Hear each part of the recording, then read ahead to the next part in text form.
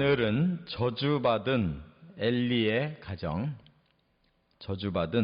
가정이란 제목으로 말씀을 상고합니다. 이 엘리는 그 당시에 그 실로라고 하는 그 성소가 이제 유일하게 그 한 곳에 있었는데, 이것이 바로 이제 모세 때 성막을 지어서 그 성막을 가지고 계속 이동을 하다가 이제 가나안에 정착을 해가지고 고정되게 세워놓은 곳이 바로 실로라는 곳이에요. 거기에 성소가 있다, 그런 말입니다. 거기를 이제 책임진 대제사장이 엘리라는 사람이고, 거기에 이제 아들 홈니와 비느하스라고 하는 두 아들이 있었어요. 그런데 이 지금 사사시대 끝이에요. 사무엘이 지금 거기서 이제 어려서 받쳐져서 크고 있는 중간에 그 엘리도 사사 중에 하나였고, 이제 이 사사시대를 끝내는 이 상황에 그들이 얼마나 타락을 하고 잘못됐는지 그들에 대한 이 죄를 여기서 밝히고 있어요.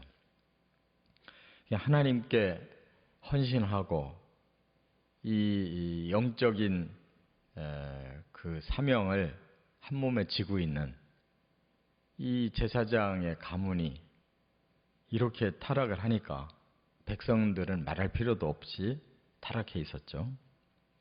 그래서 어느 시대를 막론하고 이 영적인 일을 앞장서 있는 사람들이 이제 먼저 타락하기 시작하면 백성들도 다 타락하는 거예요.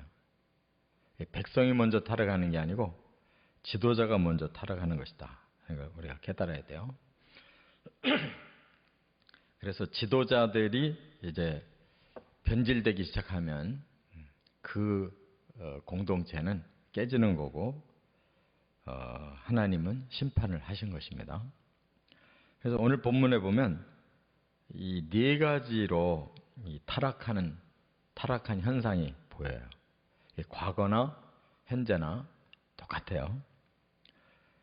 그래서 그 문제점을 우리가 분명하게 깨닫고 그걸 돌이키지 않으면 지도자든 그 백성이든 다 타락하고 망한다는 것을 우리가 깨닫게 됩니다. 첫째는 12절에 보면 행실이 나빴다 그랬는데, 이 행실이라고 하는 이제 겉으로 드러나는 행동을 말하는 거잖아요. 근데 사람은 행실이 나쁠 때에는 그 마음의 인격이 삐뚤어진 것입니다.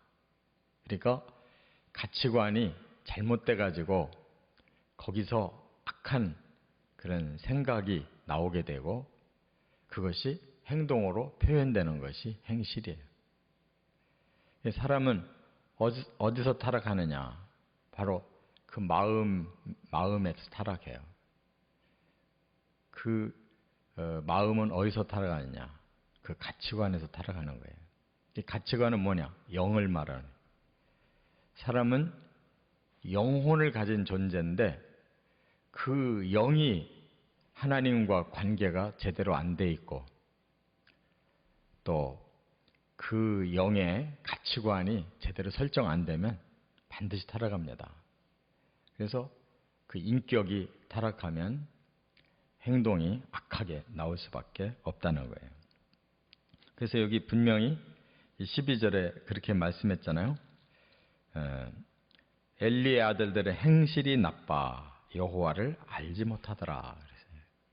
그러니까 여호와를 알지 못한다는 것이 영이 막혀서 그들의 그 직분은 제사장인데 하나님은 아직 못 만난 거예요. 그러니까 신앙이 없고 또 가치관이 안 세워져 있고 인격이 타락하고 하니까 하는 짓이 이렇게 나쁜 짓을 했다는 그런 말씀이에요. 바로 여기서부터 문제가 시작되는 것입니다. 하나님을 제대로 못 만나면 영적으로 막혀 있어가지고 가치관이 세워지지 않고 그러면 세속적인 가치관이 그를 사로잡고 욕망대로 살게 만든다 하는 걸 우리가 깨닫게 됩니다. 그 다음 두 번째는 13절부터 17절까지 보면 여호와의 제사를 멸시했다 그랬어요. 이 직분을 완전히 엉터리로 이렇게 잘못 행했다는 거예요. 이 제사장이라는 것은 백성들의 죄를 사함받고 또 여러 가지 하나님 앞에 헌신을 하기 위해서 제물을 가지고 오면 그걸로 집례, 중간에서 역할을 하는 사람이 제사장이잖아요. 중보 역할을. 그런데 이 역할을 엉망으로 한 거예요. 오히려 자기들의 유익을 위해서 이 제사를 자기들 마음대로 이렇게 했다는 거예요. 그게 뭐냐? 제사를 드리고 나서 이제 화목제물 같은 경우에는 나누어 먹게 돼 있어요. 그러면 제사장은 그게 정해져 있습니다. 이렇게 그 양이든 소든 그 오른쪽 뒷다리가 제사장의 응식으로 되어 있어요. 그러면 아예 처음부터 나눠져 있기 때문에 그 제사를 드리러 온 사람들과 이런 응식 문제로 뭐 시비가 붙을 필요가 없는데 이 사람들은 아예 욕심이 지나쳐가지고 백성들의 그 고기를 이제 삶아서 거기서 화목제를 드리고 나서 나눠 먹는 그러한 그것도 제사의 그 후속적인 그런 일인데 그 재물까지 탐내는 거예요. 그래서 삶고 있는 고기에 이 하솔들을 보내가지고 막 삼지창으로 찍어서 그냥 가져가는 거예요. 그런 사람들이 뭐 자기들의 음식은 내놓겠어요? 오히려 자기들 음식은 다 가져가고도 또 거기다 더 찔러서 더 뺏어간다 그 말이죠. 근데 거기에만 그쳐도 다행인데 이제는 하나님을 모욕하는 엉터리 제사장이에요. 제사를 드리기 전에 이미 제물의 고기를 손대서 가져가는 거예요.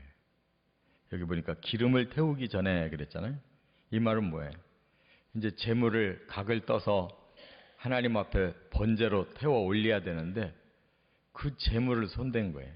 하나님 앞에 제사도 아직 안 드린 그 날고기를 가져가서 먹겠대요. 그러니까 얼마나 타락한 사람들인가를 알 수가 있죠. 제사장이 뭔지를 모르고 그냥 거기에 있는 고기들을 탐해서 먹고 싶은 대로 마구 뺏어가고 마구 순서도 없이 가져갔다는 거예요. 그러니까 이 하나님 앞에 죄가 심히 컸다고 이 본문에 말씀했어요. 그래서 여호와의 제사를 멸시했다. 뭐 제사를 멸시했다는 말은 하나님을 멸시했다는 말과 똑같잖아요. 이 본래 레위기 7장 28절부터 34절에 보면 제사장 음식은 딱 정해져 있어요. 그래서 요제로 드릴 때, 이렇게 흔들어서 드릴 때에는 그 가슴, 이 갈비뼈, 가슴과 뒷다리를 음식으로 받고 그 외에 화목제물 때는 오른쪽 뒷다리를 음식으로 하나님 다 미리 정해 주셨어요. 그런데 이렇게 엉터리로 했다는 것은 이 사람들이 완전히 타락한 거예요. 자기들 잘 먹고 잘 사는데 초점이 맞춰져 있는 거예요.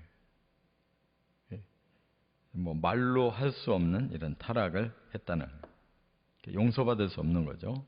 거기다가 이 세 번째 22절 23절에 보면 음행을 저질렀는데 회막문에서 수종드는 여인들과 동침했다 그랬어요.